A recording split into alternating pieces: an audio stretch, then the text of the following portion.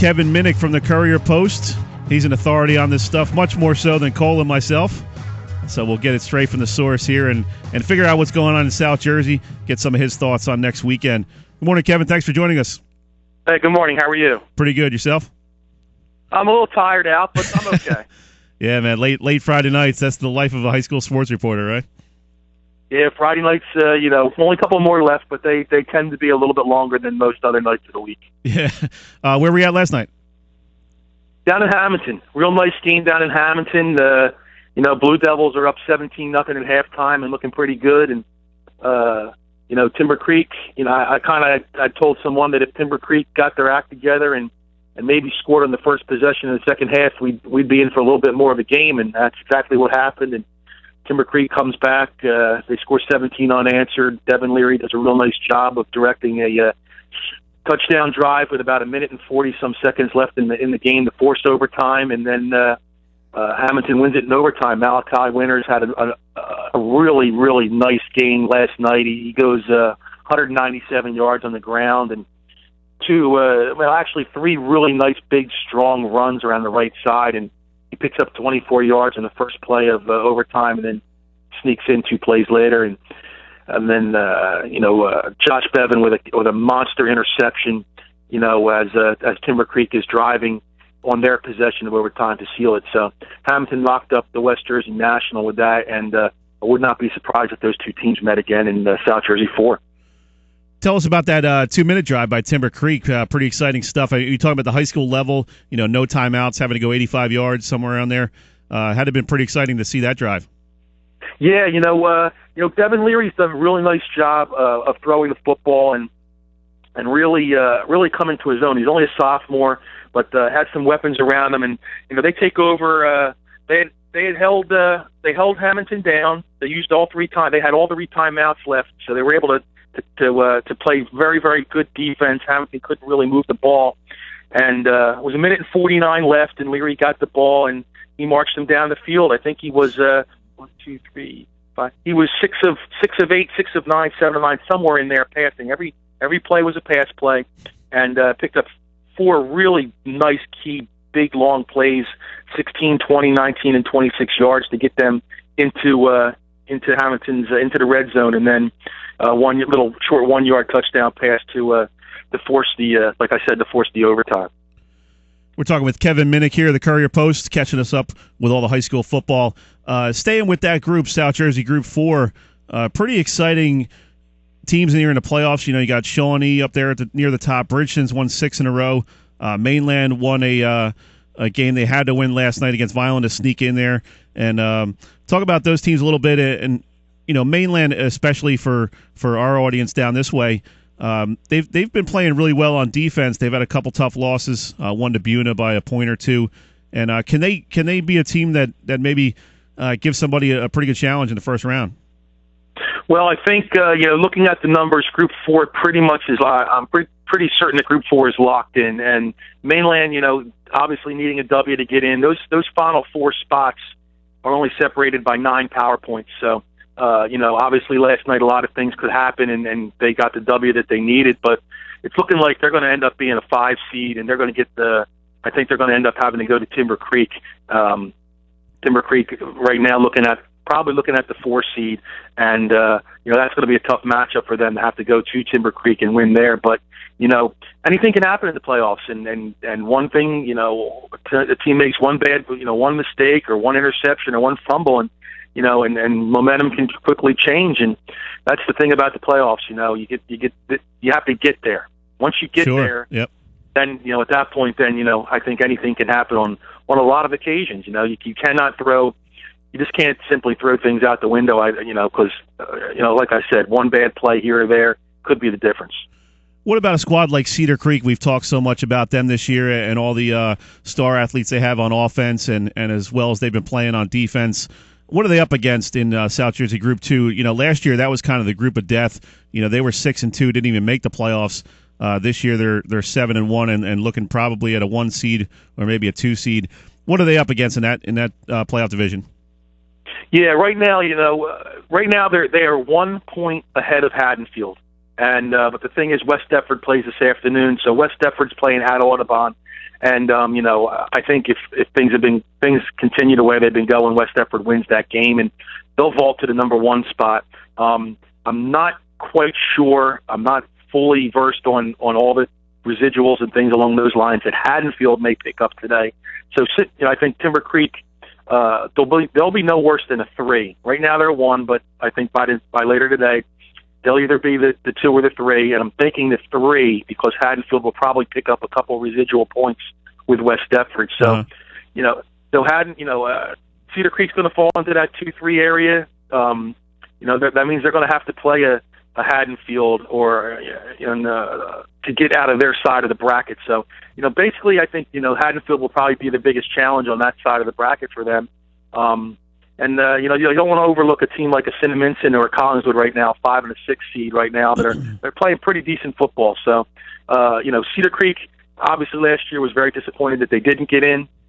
This year they did what they had to do. They've taken care of business, and I think they're going to be a team. I think they're going to be a team to reckon with in the tournament because I think they're a talented team. They're an aggressive bunch of physical kids, and they're going to give everybody a run for the money. So I think that they're right there.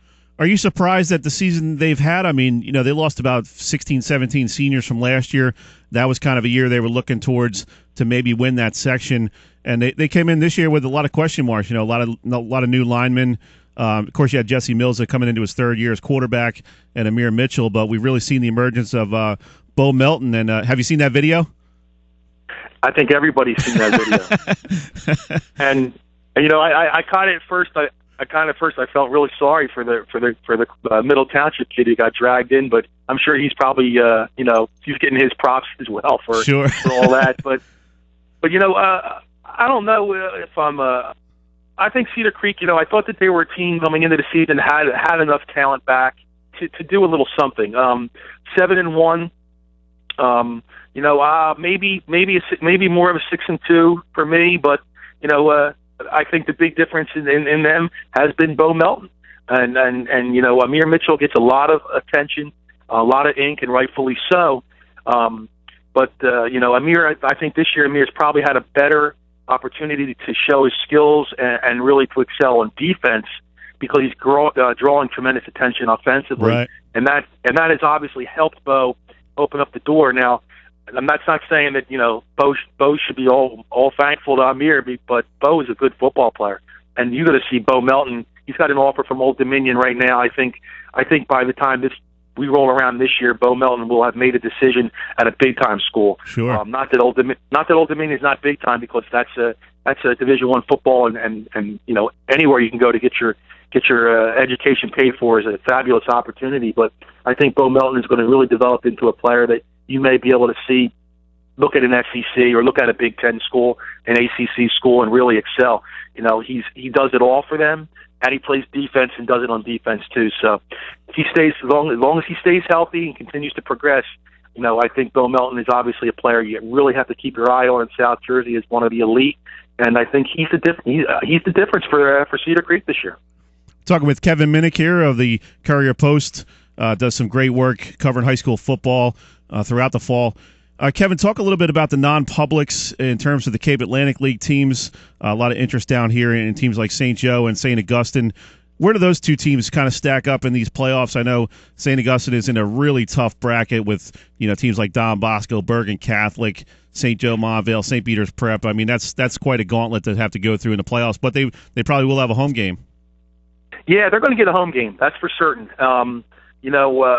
They've done everything they've needed to do, and you can't argue against anything that they've done. This is where Mark Reardon, when he took over the team 4 years ago, wanted to be. Ultimately, they want to be a power that can contend in the state. And this year, they took the biggest step that they could take this season. And the North is a completely different animal. And Bosco and St. Peter's Prep, Bergen Catholic, there's those top 3 teams right there this season. It's awful hard to compete against those teams. And the big thing is that the population of North is so much greater than in South Jersey, and they're drawing kids from all over the place. And without looking at their roster, they're probably drawing kids from New York too. So, right. I think that's always going to be hanging over their heads. But St. Augustine's done everything they could do to put themselves in this position, and you got to give credit to Mark Reardon and his staff and the kids for all buying in, doing what's necessary, putting in the effort in the summertime, dragging the weight sleds, the whole bit, and giving themselves an opportunity now. So they'll have one home game, and there's a possibility they have a second home game. You win that first one, they're going to play at home again. Right now, I think they're looking at the 2 seed. I don't think that's going to change. So you win the first one, then you get an opportunity to play at home again. So, they have to be excited about this opportunity. It's what they've been working for all season. So, hats off to them. Tell us real quick for the folks in this area, Atlanta County area, some teams to look out for in the playoffs, sort of out your way, Camden, Gloucester, those type of counties, some schools that we don't really get to see a lot. Well, if you start with the big schools, if you start with Group 5, Lenape with a win last night, they wrapped up their second consecutive West Jersey Colonial title. They're playing real well right now. They'll be the 1 seed. The team to watch out for in there too, I think, also is Williamstown. Right now they're the 2 seed. Cherokee plays this afternoon. They will probably beat Cherry Hill East, I would think. They'll vault ahead of Williamstown, dropping Williamstown to a 3. But I think in that particular group right now, I don't think there's a team playing better football right now than Williamstown. So, I think in South Jersey 5, that's obviously a team to keep an eye on. I think they're playing extremely well.